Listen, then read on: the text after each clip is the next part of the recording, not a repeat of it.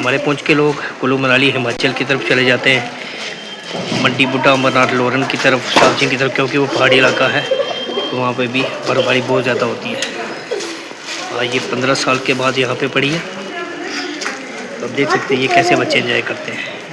अभी इन्हीं से जानेंगे आपको कैसा लग रहा है। हमारे चैनल के साथ आप बने रहिए।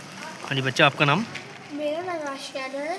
मैं डिस्ट्रिक्ट से बात कर रही हूँ। आज यहाँ पे बहुत स्नोफॉल हो रही है। आधे लोग जो जाते हैं कश्मीर में, पीर गली में, वहाँ पे जाकर इंजॉय करते हैं।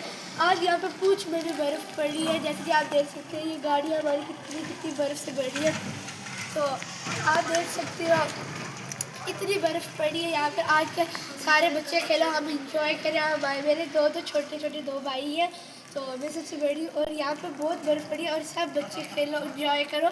बहुत दिनों के बाद आज बर्फ़ क्या पड़ी कुछ है। कहना चाहेंगे पुंछ के लोगों से? क्या पुंछ के अपील लोगों करें? को यही बोलना चाहती हूँ, आप कितने दिनों के बाद अब बर्फ़ पड़ी है, आप इस सारे बच्चे सब करो, आप इंजॉय करो। सब 15 साल के बाद ये बर्फ़ गिरी है, तो आप सब इंजॉय करो।